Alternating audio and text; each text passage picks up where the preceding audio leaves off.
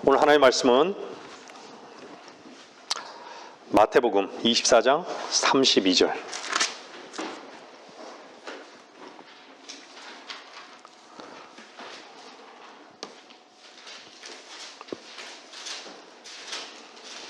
마태복음 24장 32절입니다.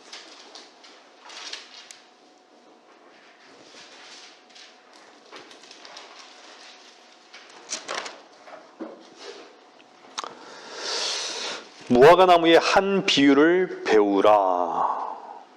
그 가지가 유연해지고 잎이 나오면 여름이 가까운 줄 너희가 아나니, 이와 같이 너희도 이 모든 것을 보면, 재림이죠, 그 일이 가까이 곧 문들 앞에 이른 줄 알라. 마태복음 24장은 대환란을 다루고 있습니다. 21절에 보면은 이는 그때에 대환란이 있으리니 그와 같은 것은 세상이 시작된 이후로 지금까지 없었으며 또 결코 없을 것이기 때문이라.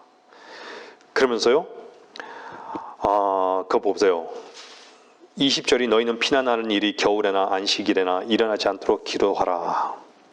이번 여러분들 지난 10월 7일 팔레스타인 거주 지역인 가자, 개역 성경은요, 이 가자를 가사로 번역해서 모르는 거예요. 가자 지구인데 가사로 번역을 했어요. 성경에는 가자가 참 많이 언급이 돼요. 지중해의 그 밑단에 보면 이집트랑 가까운 곳에 가사가 있어요. 영어로는 가자 스트립이라 그러죠. 길고 간단한 그 팔레스타인 그 지역인 것이죠. 그러니까 이스라엘이랑 딱 분리가 되어 있어요. 근데 이 가자 지역은요, 아스클론이나 아스돗이나 이쪽 그 지중해 그 해안 쪽으로요, 거기가 옛날에 그 블레셋 족속들이 그쪽을 진치고 있었던 것이죠. 그 가자 지구 인근을 중심으로 해서요, 무장 정파 하마스가 이스라엘 영토를 침공했습니다. 제가 왜 안식일을 읽었냐면요, 그날이 10월 7일 날요, 그게 안식일 새벽에 침공한 것이에요. 안식일 새벽에.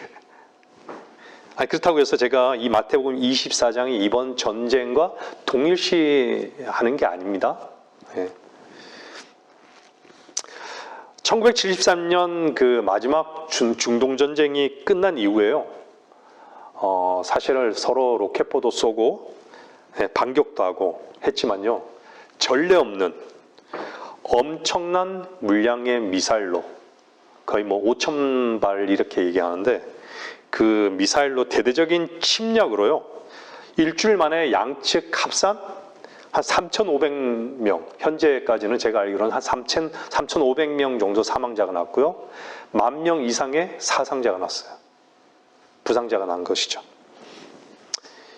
그래서 이스라엘은 즉각적으로 전쟁을 선포하면서 분쟁 상황에 돌입했던 것이죠. 그러면 이때에 그리스도인인 우리는 어디를 주목해야 할까요? 하나님의 말씀이죠.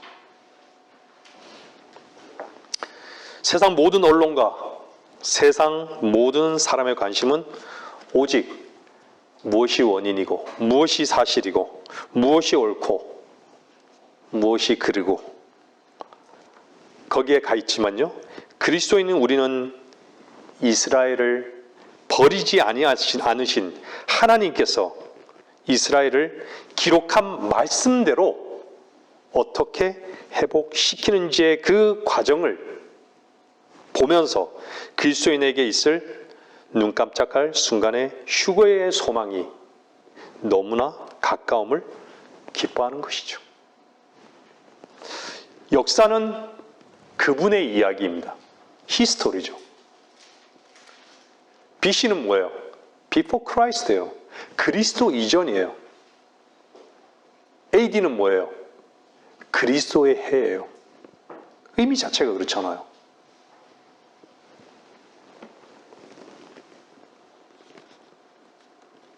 하나님의 말씀인 성경은요, 이미 이루신 약속일 뿐 아니라 이루실 예언의 말씀입니다. 그래서 성경에는 역사적인 것도 담겨 있고요. 하나님의 말씀의 교리도 담겨 있고요. 교훈도 담겨 있고요. 예언도 담겨 있는 것이에요. 성경과 일반 다른 책들과 다른 유일한 한 가지는요, 예언이 담겨 있는 것이에요.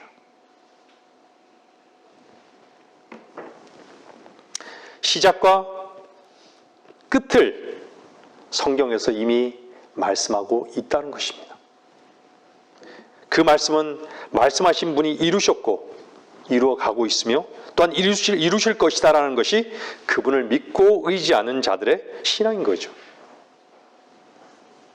우리 주님께서 2000년 전에 메시아로 구세주로 이 땅 이스라엘 땅에 오기 전에 이미 메시아로 구세주로 오실 것을 성경을 조금만 본 사람들은 문자 그대로 그것을 기록해 놓고 문자 그대로 주님께서 구세주로 메시아로 오셔서 문자 그대로 하나하나 그 말씀을 이루셨는 것을 알 것이에요.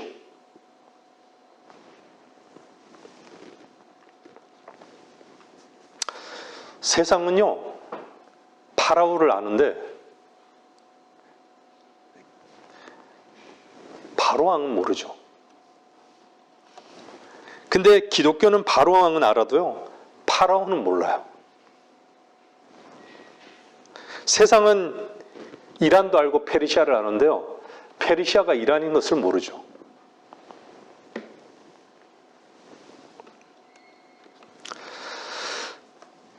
성경을 배웠다고 하는 사람들조차도요, 재물이라는 단어, 낙원이라는 단어, 맘몬이나 파라다이스 이러한 단어들이 페르시아어라는 걸 몰라요.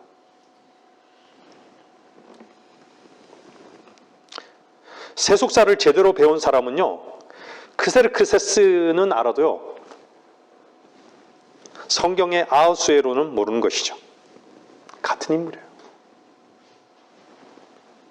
그만큼 성경에 관심이 없고 성경을 잘못 번역한 부분을 바로잡지 않았기에 성경의 그 역사성과 성경의 사실성과 성경의 예언성을 전혀 모르는 것이죠. 성경은 분명 유대인과 이방인과 하나님의 교회를 나누고 있어요. 정확히 나눠놓고 있는데 유대인에게 한 약속을 교회가, 그것도 가톨릭 교회가 대신 다 대체한 것으로 취한 것을 기독교가 그대로 그것을 받아들인 결과 이사를 통해 자신의 말씀을 이루어 가시는 하나님의 경륜을 전혀 볼 수가 없는 것이죠. 오히려 세상을 통해 이스라엘에 관해 무분별하게 들어야 되는 형국이 된 것이죠. 종교의 영에 깊이 빠져 있어 뭐가 뭔지를 전혀 모르는 시대가 되어버렸습니다.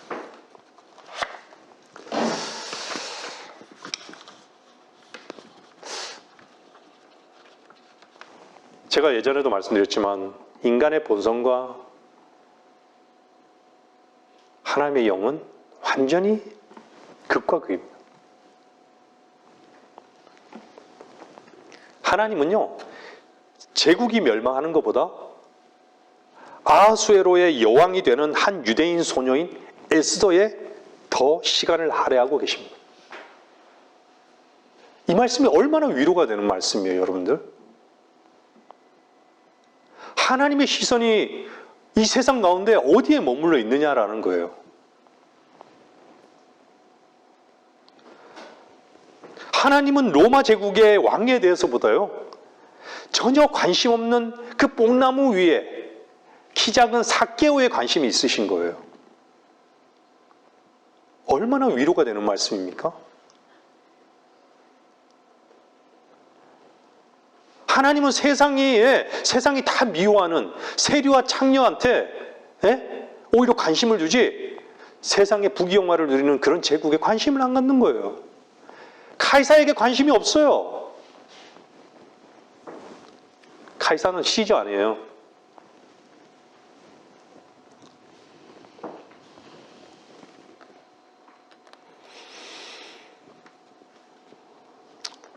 이스라엘의 회복에 관심을 갖는 하나님과 이스라엘을 멸절시키려는 이 세상 통치자들의 지혜는 결국 기록된 말씀 그대로 하나님께서 전무후무한 대환란을 통해 거의 다 멸절되다시피 하겠지만 하나님은 남은 자를 남겨놓으셔서 결국 주님의 재림을 통해 모든 것을 회복하실 것이 하나님의 약속인 것입니다.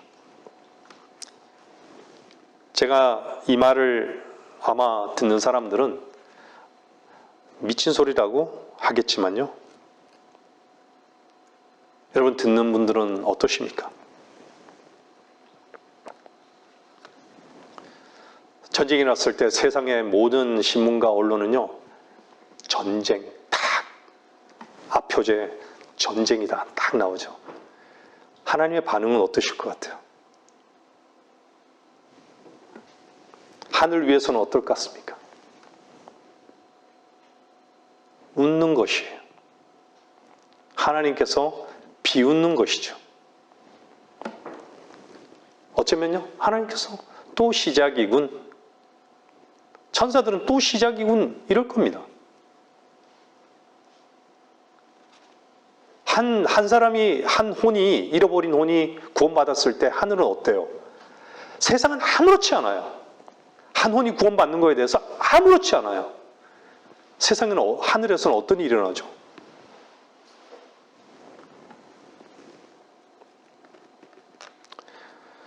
어떤 상황과 사건에 대해서 보는 관점이 극인 것이죠. 이게 누가 알겠어요? 이런 차이가 나는 것을. 오늘 본문 말씀은요, 마태복음, 마가복음, 누가복음, 세 복음 속에 동일한 말씀을 기록하고 있습니다. 무화과 나무의 비유. 하늘과 땅은 없어져도 내 말들은 결코 없어지지 아니하리라. 결론을 내리고 있죠. 하나님께서 얼마나 중요하다는 것을 성경으로 기록해 놓으신 거예요. 왜 하늘과 땅은 없어져도 내 말들은 결코 없어지지 아니하리라 그랬을까요? 여러분들의 생각과 계획과 여러분들의 현재적 위치가 어떠할지라도 하나님께서 기록하신 그 말씀은 반드시 그대로 이룰 것이다라는 것이에요.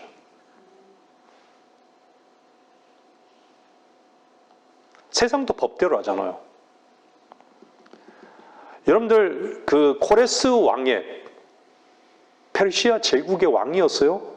코레스 왕의 칙령에 의해서 아탁세르세스 왕의 칙령에 의해서 왕의 서명이 있는 거예요. 봉인된. 인장을 딱 찍어야지만 전국에 다 이렇게 퍼지잖아요. 그 칙령이 다 선포되고 문서로서. 그 위력이 얼마나 커요. 왕의 말에는요 권위가 있는 거예요. 근데 이 말씀을 하나님께서 이 기록된 말씀을 누가 기록했다라고 해요? 누가 이루겠다라고 하시는 거예요? 인간이 이루겠다고요? 아니요. 하나님 자신이 이루겠다라고 말씀하시는 거예요. 교회는 다니는데 하나님의 말씀에 믿음의 그 능력을 모르는 사람들, 그냥 하나의 글로만 생각하는 것이죠. 하나의 스토리, 역사성, 이야기로만 하나님 말씀을 대하는 것이죠. 똑같은 말씀을 들어도 마음으로 믿지 않는다면요, 하나님의 신실하심을 결코 알 수 없는 것이죠. 하나님 말씀이 내 안에 이루어진 사람들, 여러분들 순종이라는 것은요, 여러분들이 순종할 수 있다라고 해서 순종을 얘기하는 게 아니라, 순종이란 말은요, 이 꼴이 뭔지 아세요? 믿는 것입니다.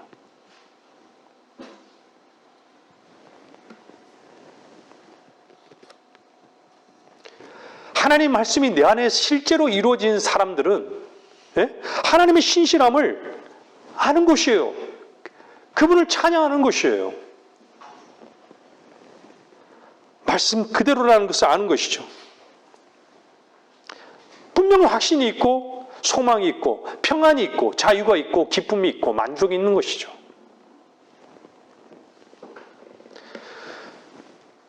마음으로 믿을 때요. 여러분들이 마음으로 믿을 때 하나님께서는 아시는 것이에요. 거기에는 갈등의 요소가 없어요. 마음으로 믿을 때. 행동으로 하지 않아도요. 마음으로 믿으면요. 하나님이 아시고 그분으로 말미암아 내가 의롭게 되었구나. 내가 하나님의 자녀가 되었구나. 확신하는 것이죠. 저는 오늘 말씀의 제목을요. 이제 곧 놀라운 일들이라는 말씀으로 이렇게 정했습니다. 제목으로 정했어요. 이제 곧 놀라운 일들이. 사람들은 왜 이렇게 말씀을 믿지 않을까요? 그냥 자기 자신만 계산하고 사는 거예요.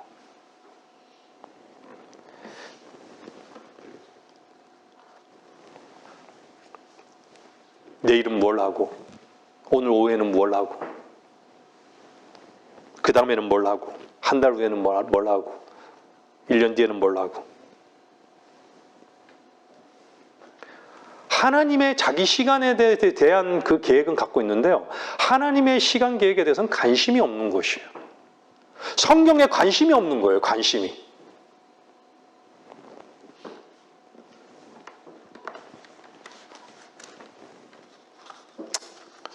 참 안타까운 지금의 시대를 살고 있는 것이에요.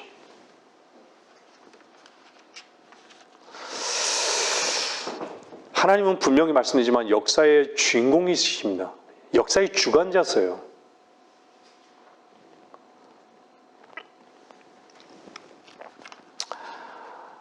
여러분들 마태복음 21장 19절 한번 보세요. 마태복음 21장 19절요. 거기서는 예수님께서 무화과 나무를요 저주해 버리시죠. 왜 저주해 버리시죠? 열매가 없기 때문에요. 여러분들 그 중동 지역에는요 몰라요. 이스라엘이 그런지 모르겠는데 전쟁이 일어나도 꼭 살려주는 나무가 두 그루 있답니다. 그게 올리브하고 포도나무랍니다.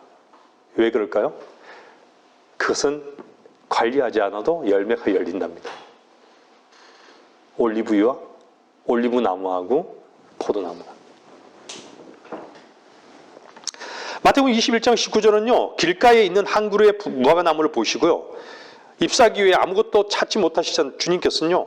이제부터 내게서 영원히 열매가 맺히지 못할 것이라 하고 저주를 하시는 거예요. 그래서 무화과 나무가 말라버리는 거예요.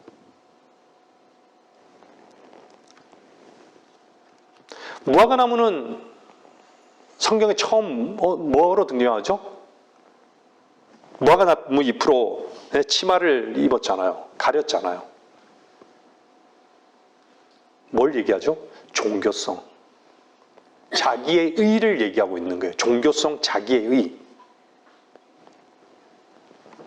자기 스스로 행동으로 말미암아 어떤 문제를 해결하려고 하는 부끄러움을 해결하려고 하고 자기 죄의 문제를 스스로 행동으로 해결하라는 그런 종교성. 결코 해결할 수 없는 자신으로 살다가 죽음을 맞이하고 이 말은 자신으로 사는 것이 저주라는 것이죠. 이 저주를 피할 수 없는 것은 죄의 싹은 사망이고 한 번 죽는 것은 정해졌기 때문입니다. 누가 정하신 것이죠? 하나님께서. 그렇다면 누가 해결해야 되고 누구를 만나야 이 저주가 끝나는 것인지 사람들은, 세상은 관심이 없는 것이죠. 주인 없이 자신이 주인으로 사는 것이 마땅한 저주의 삶이 되어버린 것이죠. 여러분들, 주인이 없다. 세상의 모든 것은요, 주인이 있는 곳은 뭐가 있어요? 주인이 모든 보장이 되잖아요.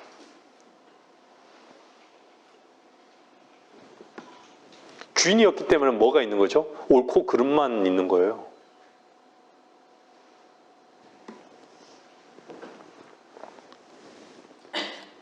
거기에서는 뭐만 있죠? 다툼만 있는 것이죠. 그게 죄의 뿌리인 거예요.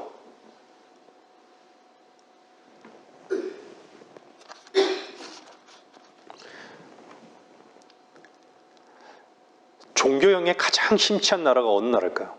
이스라엘이에요.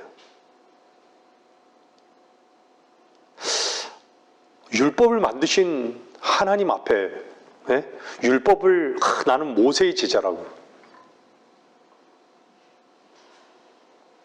여러분 율법이 몇 가지 있는지 아세요? 제가 기억하는 613가지가 율법이 있어요. 근데 놀랍게도요. 율법은요, 하지 마라라는 그 율법이 몇 가지인 줄 아세요? 성경에는요? 1년이 며칠입니까? 365일이죠. 성경의 율법은요, 365일, 365번이 하지 마라가 있어요. 나머지는 하라예요. 근데 그 율법 하나라도 어기면 어떻게 되죠? 죽어야 되는 거예요. 그래서 율법으로 의롭게 될 육체가 있어요? 갈라디아서는 없다라고 얘기하잖아요. 율법으로 의롭게 될 육체는 없는 것이에요. 근데 의롭게 되려고 하는 거죠. 종교성으로. 자기의 최선으로. 우리 몸도 365를 빼면 248번의 그 부분으로 나뉜답니다. 우리 몸 자체도. 참 놀랍죠.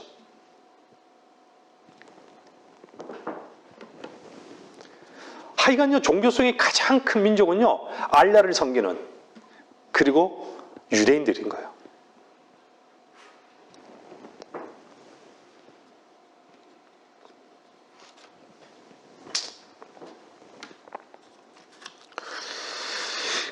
그들이 우리 주 예수 그리스도께서 왜 육신을 입고 오셔서 죽으시고 장사되시고 다시 사셨는지를 모르는데 어떻게 선하게 살고 의롭다고 주장할 만한 것이 있을 수 있겠습니까? 하나님 한 분만이 선한데 인간의 피에 의한 노력으로 어떻게 의롭게 될 수 있다는 말입니까?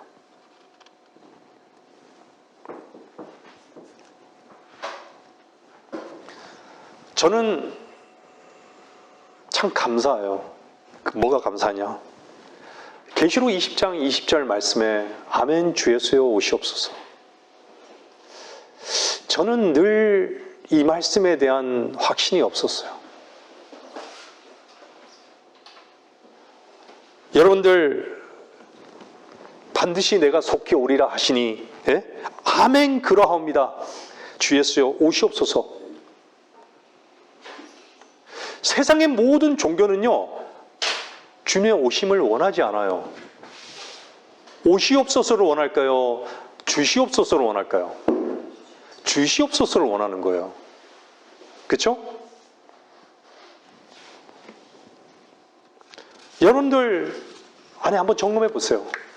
주님 오시옵소서. 여러분들이 정말 주님과 함께 그분과 함께 죽고 다시 사셨다면 여러분들은 기쁨으로 주님의 오심을 소망할 것이에요.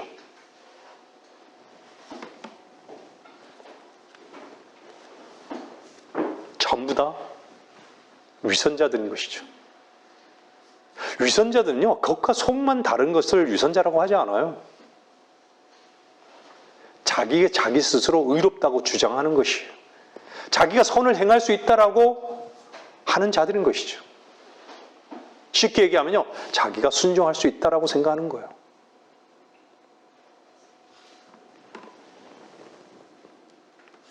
자기 자신을 믿는 것이죠. 자기 믿음이에요, 자기 믿음.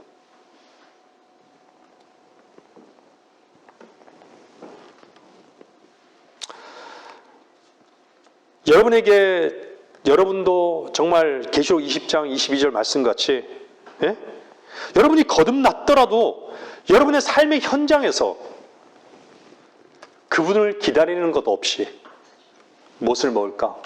무엇을 입을까? 여러분들의 육신적인 그 계획을 위해서만 그밖에는 생각하지 않고 살아가고 있다면 여러분도 위선자인 것이죠. 우리는 한 주간을 돌아봐야 돼요. 한 주간의 삶을 늘 돌아봐야 되는 것이죠. 무엇을 기대하며 사는지, 무슨 즐거움으로 사는지, 여러분의 기대에, 여러분의 기대가 즐거움에 딱 포커스가 맞춰져 있는 것인지, 이런 것들이 다 종교적 위선이에요. 위선.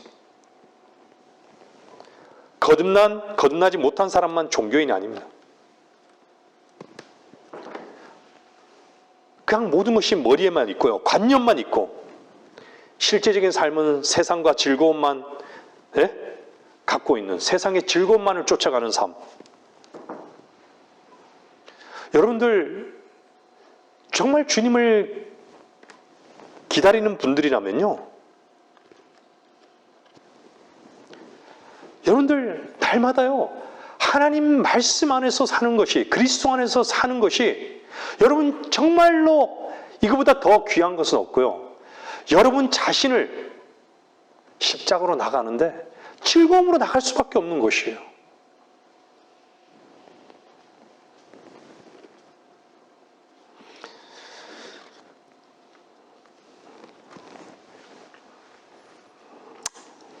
주님을 믿는다고 하면서도, 주님이 오심을 기다린다고 하면서도 진짜 마음은 두렵다면, 제발 오지 마라고 한다면, 아직은 아니다라고 한다면 그건 얼마나 위선인 거예요. 저는 그런 삶을 오랫동안 살았어요.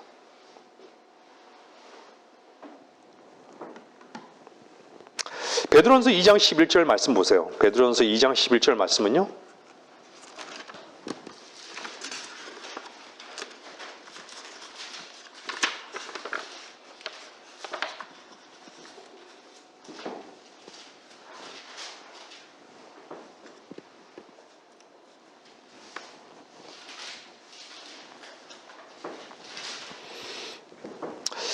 사랑하는 자들아, 타국인 같고 순례자 같은 너희에게 권고하노니 혼을 거슬러 싸우는 육신의 정욕들을 멀리하라. 우리는 순례자의 삶입니다. 나그네의 삶이에요.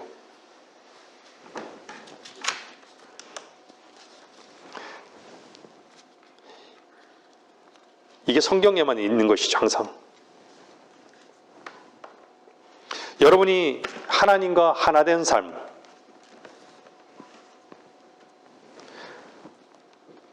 여러분 마음 깊은 곳 속에서요 하나님의 말씀이 확인되는 삶을 살고 있습니까? 여러분의 삶의 현장에서, 여러분의 발걸음에서,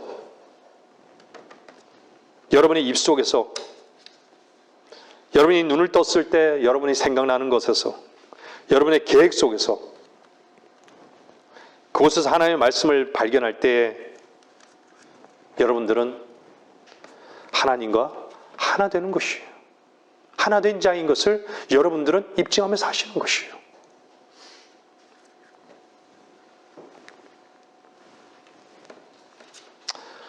육신적이고 세상적이기 때문이 아니라 우리는 슬퍼해야 되는 것은요, 나는 왜 그리스도 안에서의 삶이 왜 이렇게 부족할까에 대해서 슬퍼해야 되는 것이에요. 우리는 순례자이면 나그네입니다.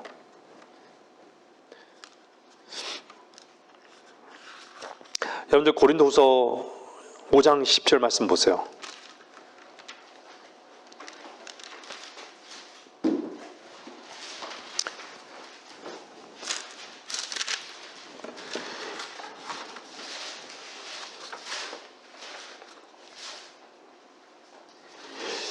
이는 우리 모두가 반드시 그리스도의 심판석 앞에 나아가서 선이든지 악이든지 각자 자기가 행한 것에 따라 자기 몸으로 행한 것들을 받을 것이기 때문이라. 여러분들 그리스도의 심판석이 먼 훗날의 얘기 같이 들리십니까? 많은 곳에서는요, 그리스도의 심판석과 하나님의 그 백보자 심판석을 같이 보는 사람들도 있어요. 근데 분명한 것은요, 그리스도의 심판석은요, 그리스도인이 받는, 구원받고 거듭난 그리스도인이 가는 곳이에요. 백보자는 죄인들이 가는 곳이에요. 위치가 다른 것이에요. 물론 성경을 좀 더 깊이 보면 또 다른 부류가 있긴 있습니다. 그건 말씀드리지 않을게요. 여러분들이 성경을 좀 더 깊이 연구해 보십시오. 그리스도의 심판석은요, 사실 우리의 앞에 와 있어요. 왜 그렇죠? 이 땅에 대환란이 있는 그 시점에 그리스도인들은요, 휴거와 그리스도의 심판석에 있어요. 공중에서는요, 그리스도의 심판석과 어린 양의 혼인잔치가 있는 거예요. 혼인식이 있는 거예요.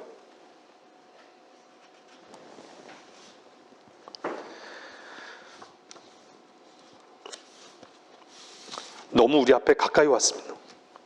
무엇을 여러분이 심판받습니까? 그리스도 앞에 상 받을 만한 것이 여러분 어떤 것이 있습니까?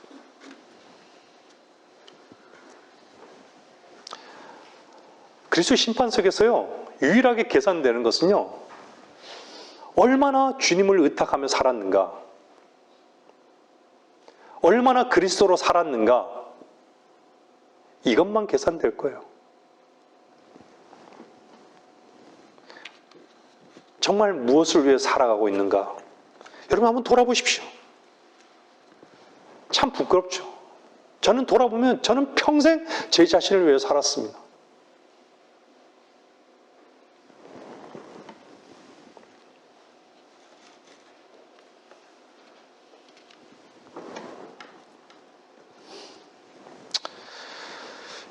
여러분의 삶, 그는 여러분의 삶이 아니에요. 하나님께서 피로 값주고 사시는 삶이에요. 생명이잖아요.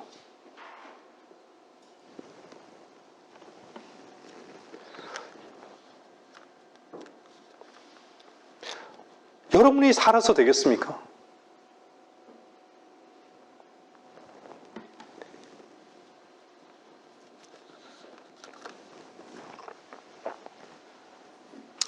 여러분들, 이스라엘이라는 나라가요, 그 국호를 만들 때 얼마나 고민했겠어요.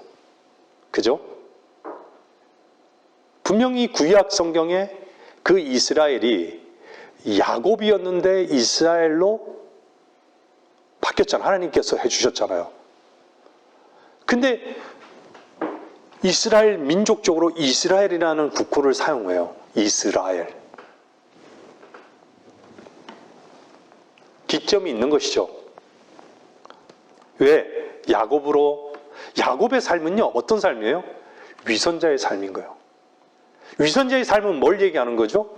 하나님을 대신하는 삶을 위선자의 삶이라고 하는 거예요. 그렇죠? 하나님을 대신하는 삶이 위선자의 삶인 거예요. 그 야곱은 그렇게 살았던 거예요. 그래서 야복강에서 하나님과 다 싸우면서 결국은 어떻게 됐어요? 꼬꾸라지면서 하나님께서는 결국 너가 이겼다.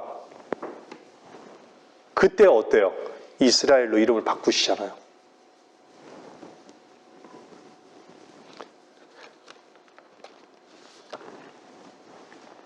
더 이상은 야곱이 아닌 것이죠.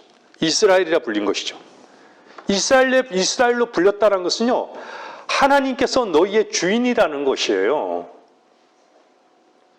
모든 계획이 내 안에 있다는 거예요. 하나님 안에 있다는 것이에요. 내 길로 갔지만 이제는 더 이상 네 길로 가지 않고 내가 너의 길이 되겠다라는 것이에요. 그러니까 하나님이 이끌어 가시는 거예요. 그래서 창세기 12장은 뭐라 그래요? 내가 너로 큰 민족을 이루게 할 것이며 하면서요, 예?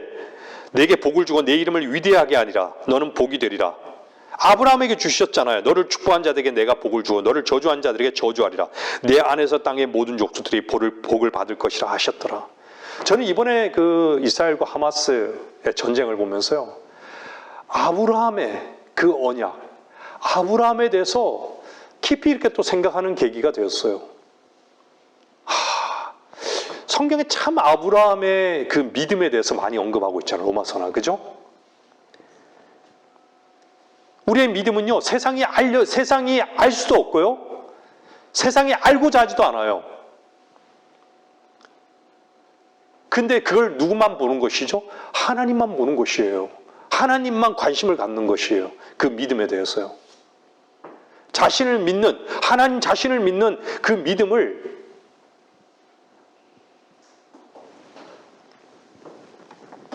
그래서 아브라함의 믿음은요, 참 우리의 믿음인 거잖아요. 볼 수도 없고 앞이 보이지도 않는데 가는 믿음이에요. 뭘 믿고요? 약속을 믿고.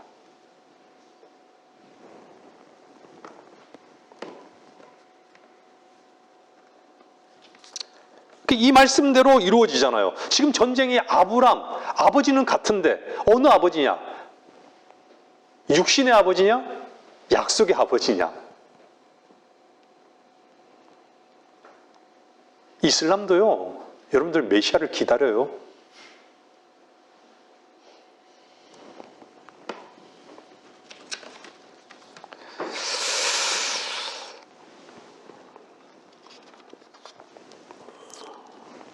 이게 누가 할까요?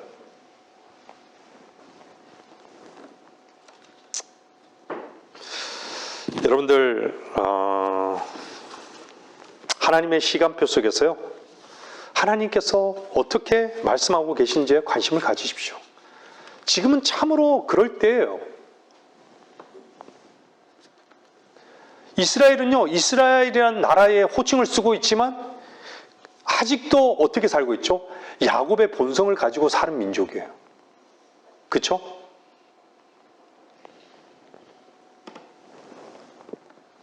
근데 하나님께서는 이스라엘을 버렸느냐? 여러분들 로마서 9장, 10장, 11장을 보세요. 하나님은 이스라엘을 버린 적이 없어요. 근데 하나님께서는 이스라엘을 반드시 회복시키세요. 그 회복의 전제 조건이 뭐죠? 오늘 마태복음 24장 읽은 그대로 대환란을 겪게 하는 거예요. 정금같이 빚기 위해서. 생각을 바꾸는 거예요. 생각을 바꿔주시는 거예요.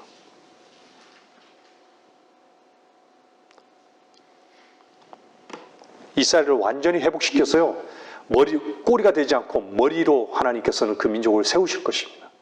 그러니까 하나님 약속인 거예요. 세상이 아무리 이스라엘을 미워하고 적대시해도요, 하나님의 약속, 하나님이 이루시는 거예요.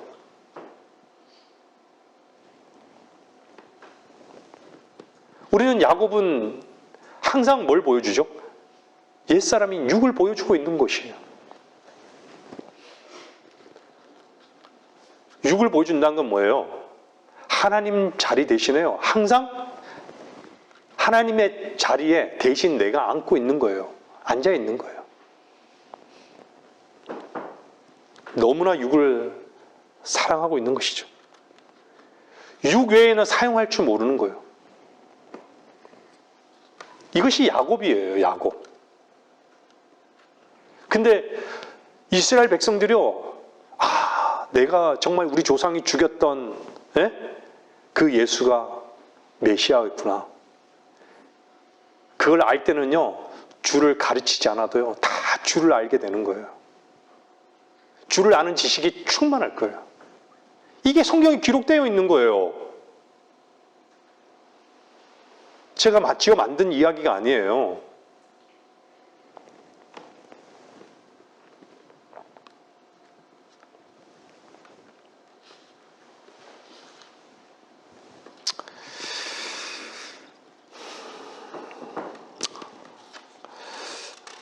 여러분들, 마태복음 24장을 한번 집에 가서 한번 자세히 한번 읽어보세요.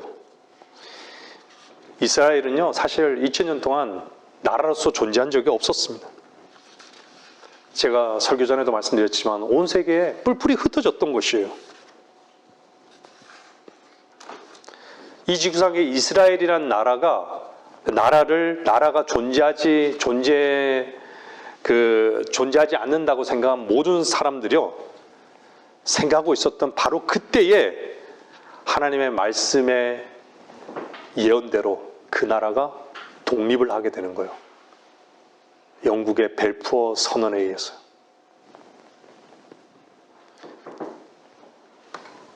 참 놀랍죠. 여러분, 팔레스타인의 땅의 주인이 누군 거죠? 팔레스타인 땅이라 그러잖아요. 팔레스타인들이. 팔레스타인 땅의 주인이 실제 누구예요? 이 땅의 주인이 누구예요? 창조주 거예요. 창조주.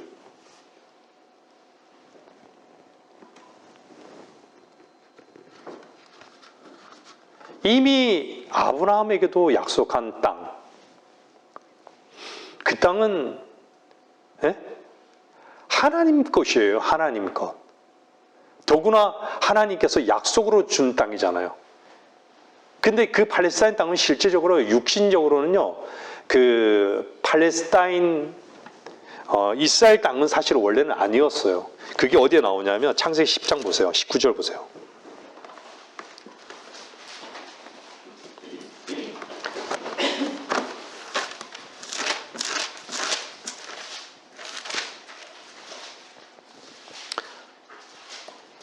(10장)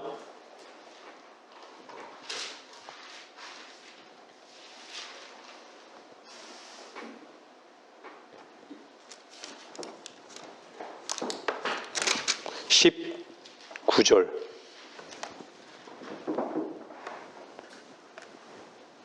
카나안인의 경계는 시돈에서부터 그랄에 이르는 길로 가자까지와, 여기도 가자 나오죠. 가자까지와 소돔과 고모라와 아드마와 스보임에 가는 길로 라사까지였더라. 그 밑에 22절 보면요, 나오잖아요. 셈의 자손들은 엘람과 아스루와 이렇게 나오잖아요. 그죠? 요 엘람, 여기 그래서 이란인 거예요.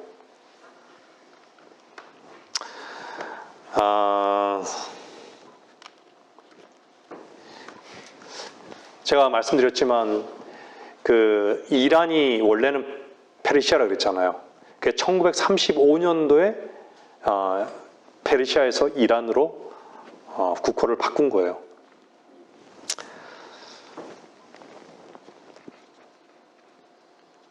이들이 함의 아들들이라 이렇게 얘기하는 거예요. 함의 아들들. 그 나오잖아요. 20절에 이들은 함의 아들들이다. 그들의 족속과 그들의 방언과 그들의 나라와 그들의 민족대로였더라. 처음으로 팔레스타인 땅이 나온 것이 창세기 10장인 거예요. 근데 이 시돈에서부터요, 이것이 팔레스타인 맨 위에 있는 그곳이잖아요. 이 땅을 함의 아들들이 가진 거예요. 함의 아들들은 뭐예요? 흑인들인 거예요. 흑인의 피가 있는 것이죠. 흑인이 원래 이 땅의 주인이라는 것이죠.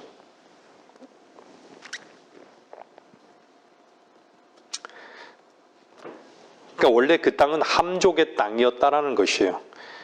근데 시편에 한번 보세요.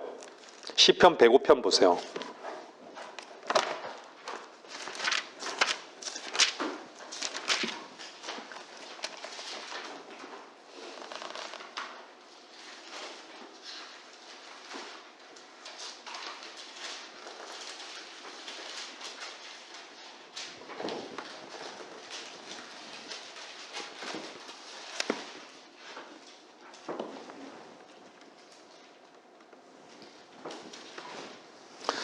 이스라엘도 이집트로 들어왔으니 야곱이 함의 땅에서 기거하였도다.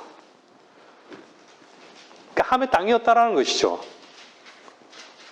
근데 원래는 함의 땅이었는데, 그 원래보다 더 앞선 원래는 누구 땅이었던 거예요? 하나님의 땅이에요. 창조주의 것이란 거예요.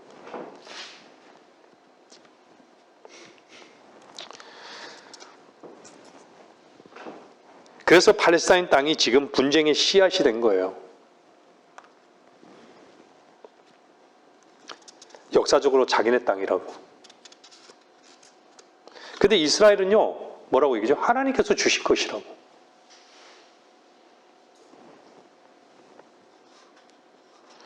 그러니까 하나님을 안 믿는 세상적인 관점에서는요, 정신 나간 말인 것이죠. 미친 것이에요.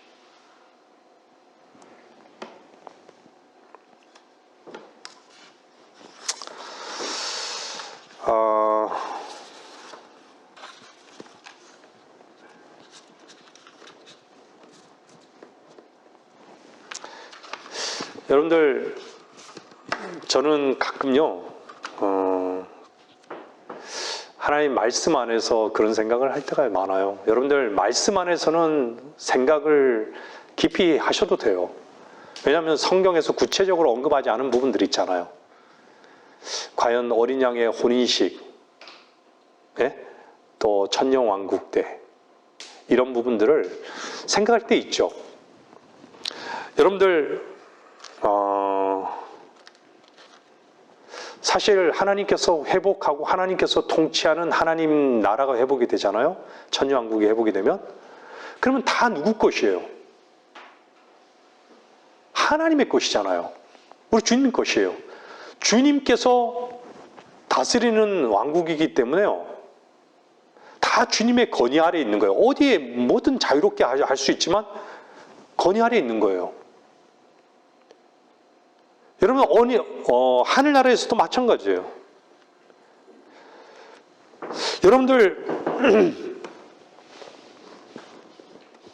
이 땅에서는요, 여러분들이 원하는 것도 있고, 할 수 있는 것도 있고, 또 고심하는 것도 있고, 근심하는 것도 있고, 참 많잖아요.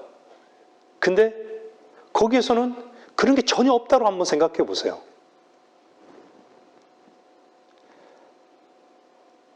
그런 것들이 얼마나 축복된 그런 말씀인지 한번 여러분들 생각해 보시기 바라요.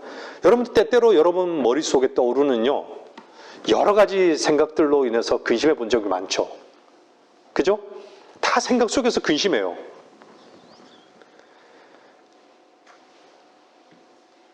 정말로 여러분들이 얼마나 부패하고 썩었는지 알기 원한다면요, 여러분의 머릿속을 스쳐 지나갔던 모든 생각에 여러분 자신이 굴복했을 때 여러분의 모습이 어떠했을지 한번 생각해 보세요.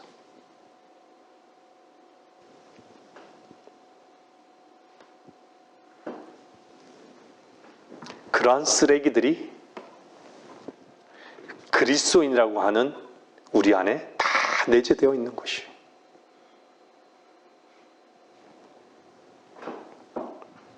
그 감사하는 것이죠. 그런 우리를, 마땅히 죽어야 하는 우리를 그분이 대신해서 죽으셨기 때문에.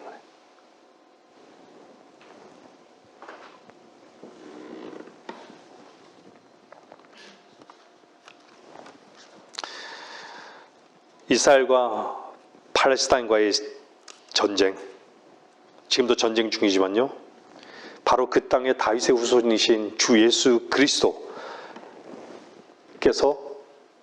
왕으로 오시면, 만왕의 왕 만주의 주로 오시면 반드시 원래의 주인으로 다 돌아가는 것이죠.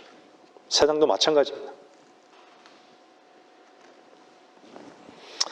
분명히 그리스도의 심판석에서 상 받을 것에 대한 준비하는 삶, 하나님께 드려지는 삶, 그리스도로 사는 삶, 부인되어지는 삶, 이것은 허황된 삶이 아니에요.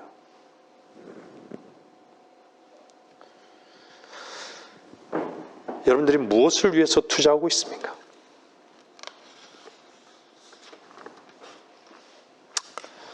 이스라엘은요, 여러분들 한번 에스겔서 37장을 한번 집에 가셔서 한번 읽어보세요. 에스겔서는 참 많이 나와요. 예레미야서도 마찬가지지만요, 에스겔서 보면요, 이스라엘을 회복시키겠다라고 하는 그 말씀 너무 선명하게 잘 나와요. 문자 그대로. 그게 이스라엘 37장에 보면 이 뼈들에 대해서 나오는데 그 뼈들이 이스라엘의 온 집이라고 성경은 정확하게 말씀하고 있어요.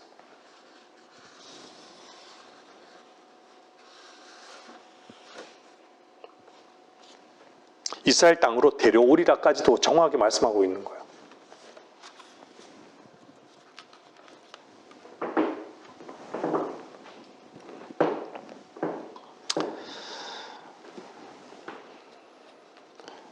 이스라엘은요, 2000년 동안 완전히 뼈밖에 없었던 민족이에요. 가는 곳마다 그들을 죽이는 자들만 있었던 것이죠. 영국의 박해, 프랑스의 저주, 독일에서의 그 아우슈비츠 수용소, 스페인의 대학살, 종교재판, 전부 다 무덤이었어요. 근데 어땠죠? 누구도 해낼 수 없는, 누구도 불가능한 것처럼 보이는 그 일이 1948년 말씀 그대로 이루어진 것이에요. 성경을 믿었던 클라렌스 라킨은요, 이스라엘이 독립하기 이전에 그 그림을 그린 거예요. 이스라엘이 회복된 거는. 이스라엘 땅으로 유대인들이 돌아온다라는 걸. 놀랍지 않습니까?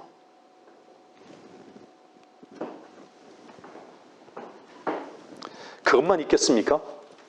예수님께서 이 땅에 초림으로 오시는 그 예수님에 대한 그 일일이의 그런 기록들이요, 이루어질 그 확률로 보면요, 불가능한 확률이에요.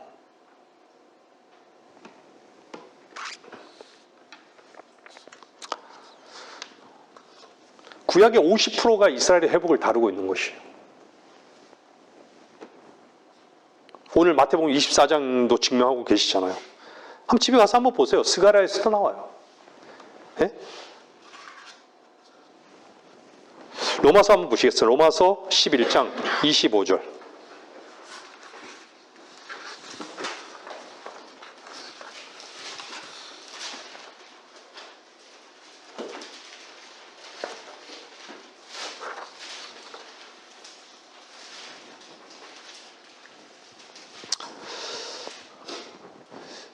형제들아, 너희가 스스로 지혜 있는 채 하지 않게 하기 위하여 이 신비를 너희가 모르기를 내가 원치 아니하노니 이는 이방인들의 충만함이 자기까지는 이스라엘의 일부가 완고하게 된 것이라.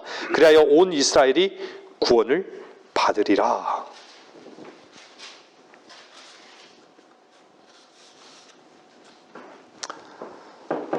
제가 예배 전에도 말씀드렸지만 모태신앙, 지옥 가기 딱 좋은 신앙인 것이죠. 성경에는 그런 거 없습니다. 모태신앙은 유대인들에게만 준 것이에요. 이방인들은요, 다 개인적으로 거듭나야 하는 것입니다. 육으로 난 것은 육이고 영으로 난 것은 영입니다. 육으로 난 것은 누가 육으로 났죠? 유대인들이 난 것이에요.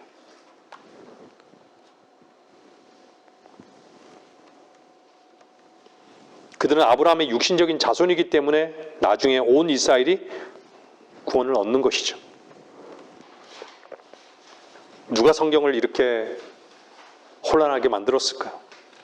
누가 이렇게 마귀적인 교리를 가지고 사람들을 다 지옥으로 가게 했을까요? 다 신학 박사라고 하는 자들이, 신학자들이, 또한 성경을 모르는 목사들이 그렇게 만든 것이죠. 거듭남이라는 것에는 관심도 없는 것이죠.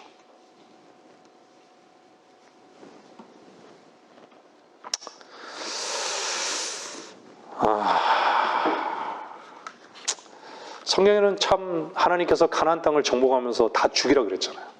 수많은 전쟁을 치르면서 다 죽여버렸잖아요. 죽으면서 들어간 거예요. 하나님 편에서 보면요, 전쟁은 죄에 대한 심판이에요. 하나님의 어떤 계획이 있으신 것이죠.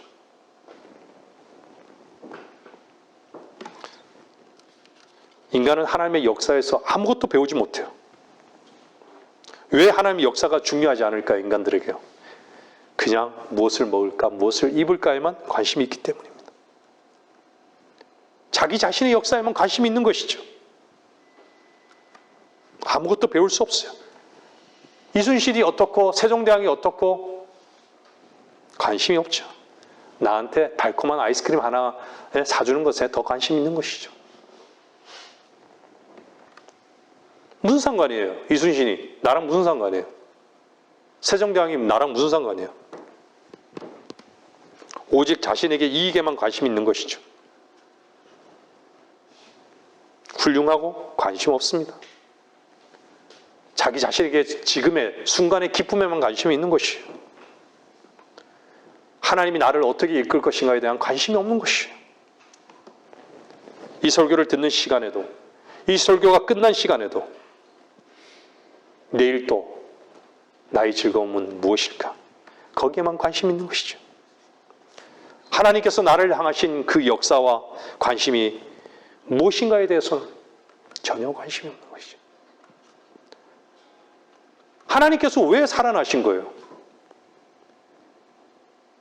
그를 믿는 자들에게 주가 되시기 위해서, 나를 구원하시기 위해서, 나에게 생명을 주시기 위해서, 나를 풍성하게 이끌어 가시기 위해서, 나의 모든 보장이 되기 위해서 아닙니까?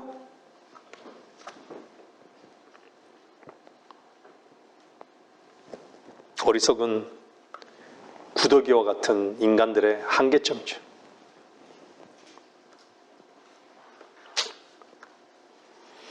이스라엘 백성들이 출애굽했을 때 그들이 누구로부터 박해받았습니까? 파라오에게 박해받았죠. 이집트 왕이었죠.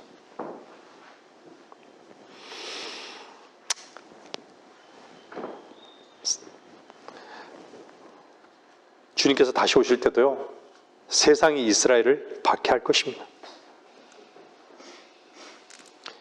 이스라엘 전쟁에는요, 항상 표면적으로 보면요, 그냥 하마스 같지만 배후가 반드시 있어요. 모든 중동의 과격 분자들은요, IS나 헤즈볼라나 하마스나 다 배후에 누군가가 있는 거예요.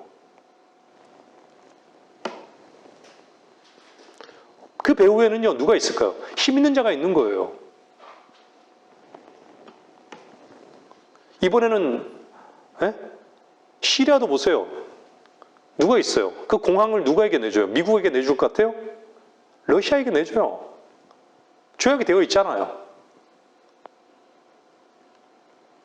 지금 이번에 하마스에게 누가 무기를 지원해주고 있죠? 북한이 지원해주고 있잖아요. 땅굴은 어떻게 그렇게 잘 팠대요? 땅굴 속에 미사일도 엄청나게 많고, 땅굴 제일 잘 파는 민족이 어디예요?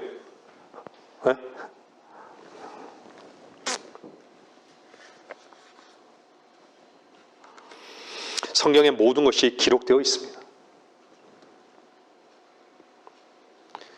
그것이 의미하는 바가 얼마나 엄청난 것인지에 대해서 여러분들이 성경에 관심을 가지셔야 돼요. 계시록 12장에 보면요, 여러분들 계시록 12장 보세요. 계시록 12장의 여인은요, 이스라엘을 말씀하고 있어요. 이스라엘. 여인이 큰 독수리의 두 날개를 받았는데 하면서요, 그녀가 광야에 있는 자기 처소로 날아가서 그곳에서 그 뱀의 낯을 피하여 한 때와 두 때와 반 때를 부양받으려 함이더라. 이스라엘 백성들을요, 하나님께서는요, 회복시키기 전에 이런 환란에 집어넣는 거예요. 지금은 이스라엘 인구가 한 1,500만 정도 된다고 하지만요, 세계적으로 흩어진 유대인들이요, 거기서 10분의 1이 다 죽을 수도 있어요. 근데 하나님께서는 이스라엘 절대 멸절시키지 않으셔요. 그래서 계시록 한번 보세요. 그 혼들이 어디에서 발견돼요? 죽임 당한 혼들이요. 하늘에서 발견되잖아요. 그렇죠?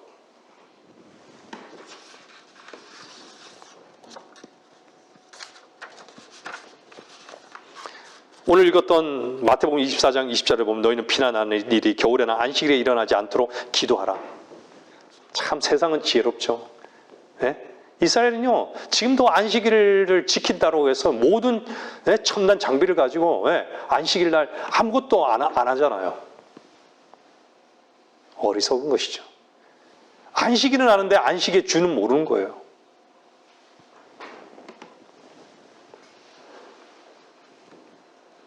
근데 안식일 새벽에 다 그걸 이용해서 이스라엘을 공격하잖아요.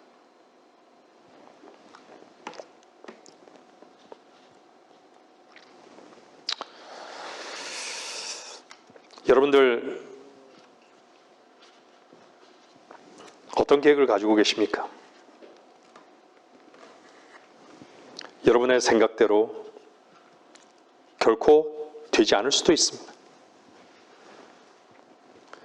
하나님 한 분만이 신실하신 것을 인정하십시오.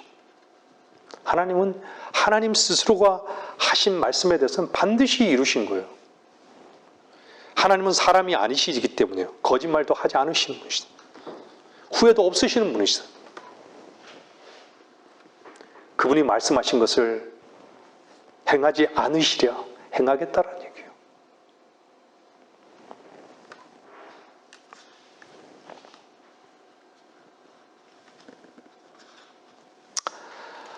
여러분들 인터넷 자주 보십니까? TV 뉴스 자주 보세요?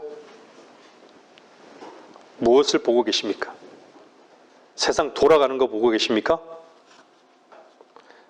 돌아가는 바로 그것을 누가 돌아가게 하신지를 보는 눈이 있어야 합니다. 제가 보지 말라는 것이 아니에요. 주님의 손길을 보십시오. 세상의 신문을 보고 인터넷을 보는데도 하나님의 손길과 하나님의 인도하심을 못 보는 눈이 감긴 사람들, 불쌍한 것이죠. 배후의 역사하시는 하나님의 손길을 전혀 볼 수 없고 그냥 시시덕거리거나 즐거움만을 찾아가는 어리석은 사람들. 여러분이 그리스도에 나면 빛된 자로서 하나님의 섭리와 이루심을 반드시 볼 수 있어야 하는 것입니다.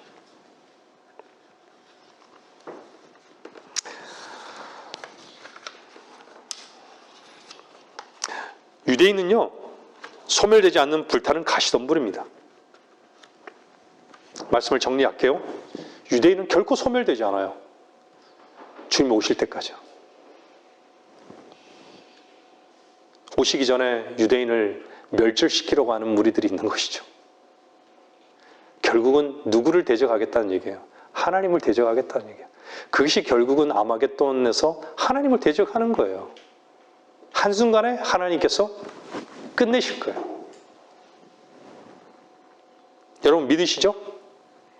그 이전에 어떤 일이 일어나는 것이죠? 그리스도인의 휴거가 있는 것이에요.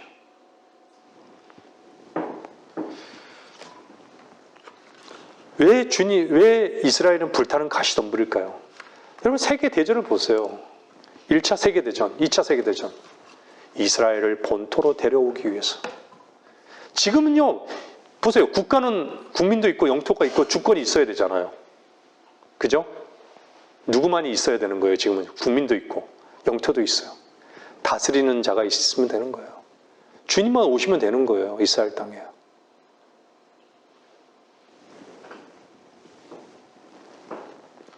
그 다윗의 보좌에 주님이 오기를 다 원치 않는 것이에요. 다 원치 않는 것이에요.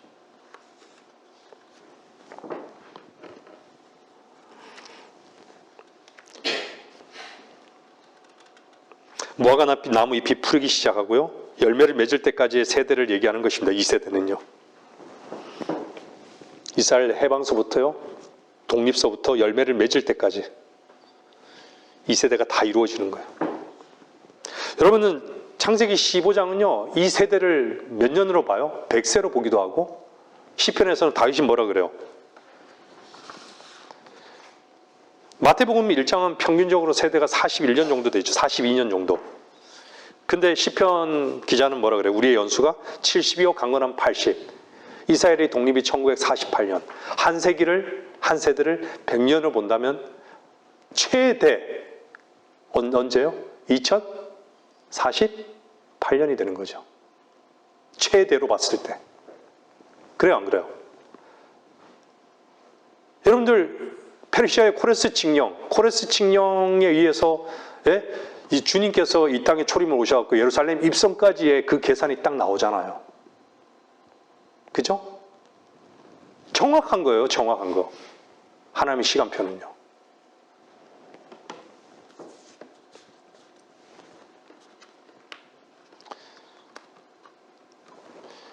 이 세대가 지나가기 전에 이 모든 일들이 다 이룰 것입니다.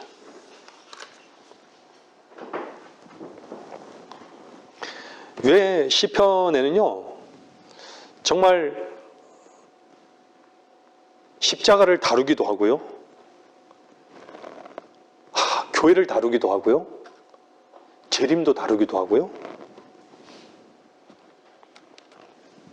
대환란을 다루기도 하고요. 그 역사 가운데 그런 사건이 있었는가? 전혀 없었어요. 없었던 일들은 하나님께서 말씀하신 것은요, 과거에 이루어진 사건도 있지만 과거에 그 말씀이 그대로 이루어지지 않는 일은요, 하나님께서 반드시 이루시는 거예요. 이스라엘이 메시아를 죽였기 때문에 그 일이 그 역사성 속에서 과거에 이루어진 것이 아니라 주님이 오시기 전에 다시금 반복된다는 거예요. 그 일이.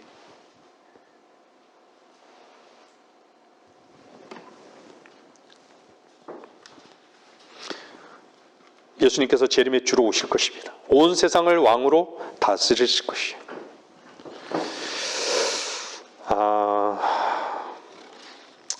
참 이 부분을 참 많이 다루는 데는 시간이 참 많이 걸려요. 대환란이 내용이 너무 많아요. 지금의 이 시점을 다루는 것도요, 사실 너무 많아요. 한 번에 이렇게 다 다루기는 참 힘들 것 같습니다. 왜 대환란이 7년 반이잖아요. 전 3년 반, 후 3년 반.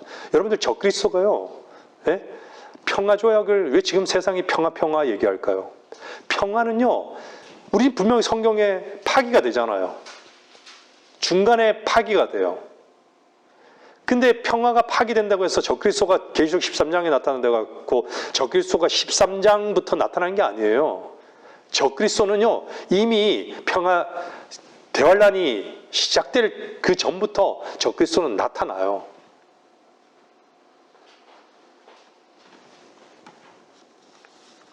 왜 한때와 두때와 반때를 얘기하고 있고, 날수로도 왜 3년 반을 다 얘기하고 있을까요? 더구나 욥기는 42장을 얘기하고 있잖아. 42개월을 얘기하잖아요. 3년 반.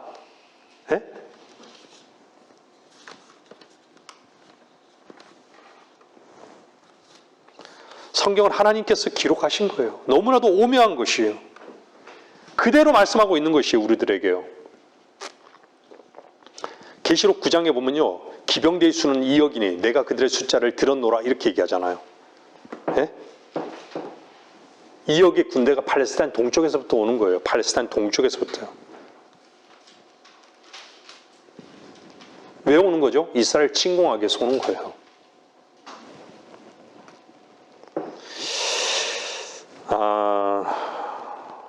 이러한 사건이요,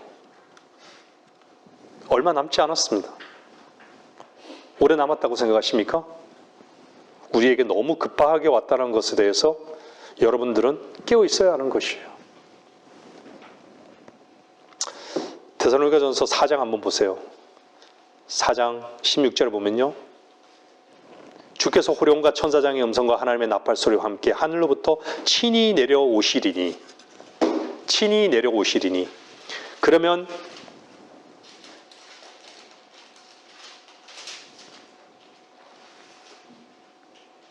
그리스도 안에서 죽은 자들이 먼저 일어나고, 그리고 나서 살아남아 있는 우리도 공중에서 주와 만나기 위하여 그들과 함께 구름 속으로 끌려올라가리니 그리하여 우리가 영원히 주와 함께 있으리라. 그러므로 이러한 말로 서로 위로하라.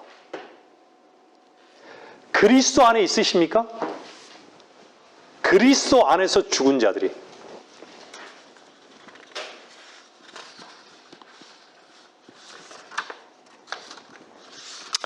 여러분들 그리스도와 함께 죽고 다시 살아났으면 그리스도 안에 있는 것이에요. 여러분들이 그리스도로 사는 것을 아시는 분은 그리스도 안에 있는 거예요. 여러분 자신으로 사는 것이 아니라, 자신에 취해서 사는 것이 아니라 그리스도로 사는 사람들은 그리스도 안에 있는 자들이에요. 여러분 자신을 부인하는 자들, 오직 여러분의 주께서 주가 되신 그런 사람들은 그리스도 안에 사는 자들이에요. 그분이 머리심을 인정하는 자들이에요. 여러분 어둠에 있는 자와 깨어 있는 자의 차이점이 뭔지 아세요? 어둠 속에 있는 자들은요, 세상을 사랑하는 자들이에요. 세상을 향해서만 귀가 열려 있는 것이에요. 세상을 향해서만 눈이 열려 있는 것이에요. 마음이 거기에만 열려 있는 것이에요. 주님께서 지금도 우리 가운데 역사하고 계신데 하나님의 말씀에는 관심도 없는 것이죠. 두 눈을 보고 있습니까? 두 곳을 다 본다고요? 세상도 주님도 본다고요? 마음의 시선을 주님께만 고정하십시오. 반드시 주님이 말씀하신 대로 이루어질 것이라는 분명한 믿음이 있다면요, 우리는 깨어있는 자들입니다.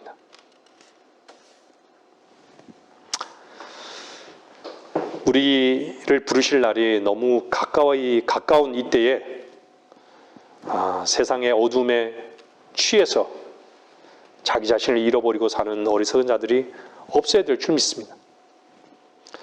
여러분들, 사망이라는 것은요, 인류에 대한 보편적인 칙령이에요. 인생은 짧고 죽음은 확실합니다. 휴거가 일어나지 않는 한 모든 사람은 죽게 되어 있습니다. 피할 길은 없어요. 근데 우리는 지금 이 세대 사는 우리 그리스도인들은 죽지 않고 영원히 사는 에녹과 같이 우리 몸이 변화돼서 올라갈 그날을 고대해도 이상하지 않아요.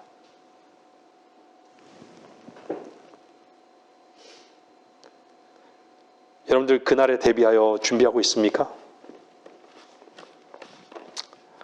에스더에 나오는 하만, 유대인을 진멸시킬 법을요, 이집트로부터 민족적으로 구출된 것을요 기념하는 유대인의 축제일 전날에 유대인을 진멸시킬 법을 제정한 거예요.